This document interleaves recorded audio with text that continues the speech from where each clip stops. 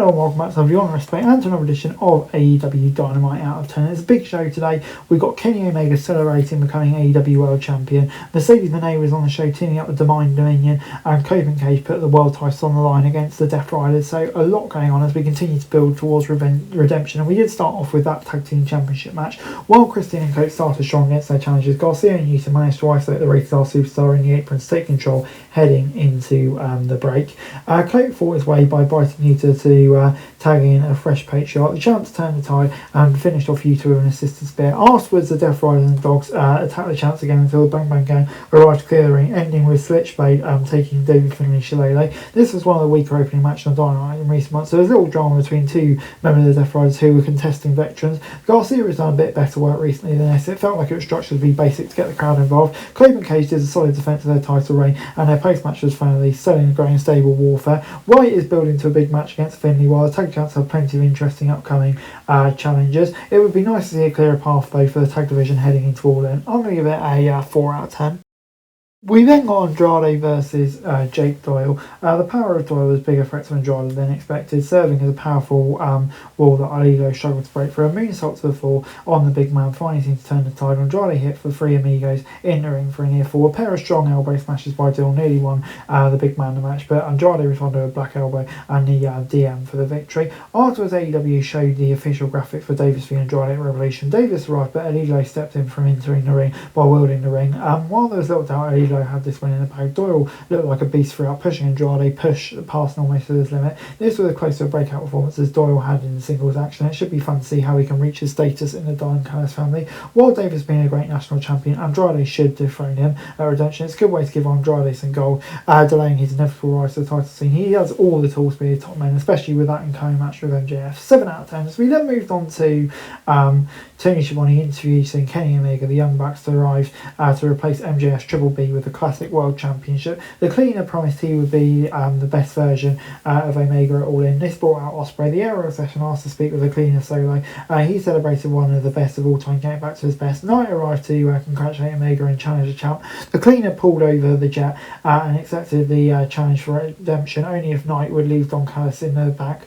The Jet responded with a sneak attack. Darby attacked Knight as he tried to retreat from a prospective Ospreay, but the family arrived. Death Riders even the odds and sent the family into retreat. This was a bit long, but the crowd was invested and it helped by the confident promo like Omega, who is as good as he's been in a long time. The cleaner especially locked in to sell his match against the Jet. While it still feels a bit early for Knight to be in this position, this is clearly an emphatic statement by Tony Khan about Knight's potential. It'll be a major test for the challenger who needs to deliver the best performance of his career and what will likely be the main event at Redemption. Omega will retain as his match with Ospreay must be reserved for All In, but this could serve the testing ground for a 2027 Jet World title reign.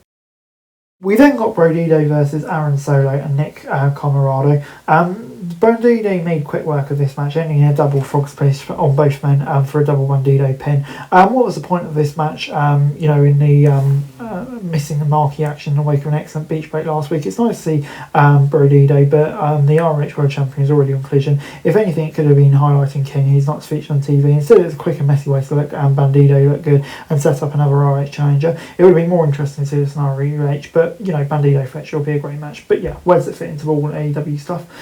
Personally, I feel it shouldn't, and it should be stuck to ROH really. So I'm going to give it a 4 out of 10.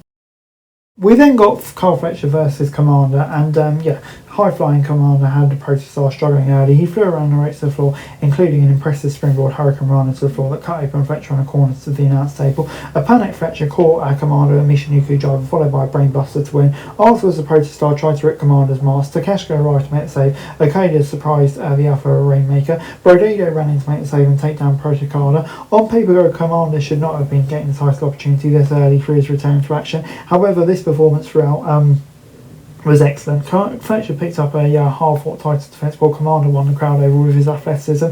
They have consistently delivered together, so it's no surprise the post-match elevates it fun further, and Fletcher, Okada, Takeshita All In, yes please. Before that, the segment was fun and set up a big match for next week. I'm going to give it an 8 out of 10. And overall, next up we got Darby Allin versus Brian Cage. Cage dominated Allin throughout this contest, utilising his power against the much smaller competitor. The Daredevil finally fought back with a coffin drop on a steel set, followed by another cover as a Machine returned to the ring to win. Afterwards, Excalibur confirmed that Adam would challenge Knight for the TNT title. This is a good match between two great athletes, but felt rushed due to the pacing. It could have been better on Collision. Despite the pacing issues, they worked well together. Catering well run, but Darby got an important win, and so why he should be a threat tonight. So yeah, overall I'm going to give it a 6 out of 10.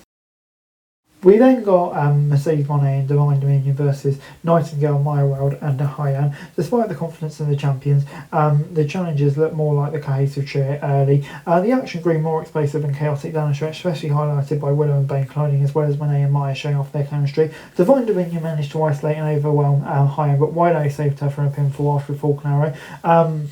While Willow cleared out Cross and Bane, the CA survived a great high and spear and sealed the win with a Monet Maker. This is a great finish to a lackluster episode of Dynamite, highlighted by the explosive offense of everyone involved. Hyan was always most likely willing to take the fall, but she got in some great moves next to 5 more featured women. The win for Monet established her trio with the Divine Dominion as nearly unstoppable force that should give Willow a major task in finding partners that can contend with Cross and Bane. It's a shame Thekla was not on the show, but it may be because of her appearance in Stardom earlier in the day.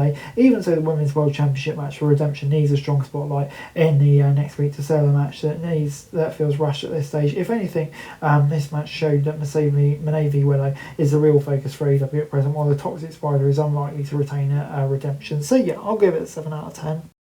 Overall, AEW Dynamite this week gets a 4 out of 10 from me. While AEW is consistently delivering on pay-per-view all year, the build to secondary shows remain awkward. No pay-per-view has felt as thrown together as Redemption. This was supposed to be a week where AEW delivered a clear vision. Instead, while we got some decent matches, there's a lot of stuff that didn't really sell the action. Most of it was good, but the biggest moment of the show was the Kenny Omega Championship celebration, but that fell into a familiar men's main event scene trap of running too far. Redemption is highly likely to be a great pay-per-view, but this week's Dynamite didn't sell why fans should really care about it. That's it for this video. Thanks very much for watching. Remember to like, share, subscribe, follow us on our socials, link in the description below for daily wrestling news, meme and content. Subscribe to our other channels on screen right now, that'd be greatly appreciated. Thanks very much for watching. Peace out.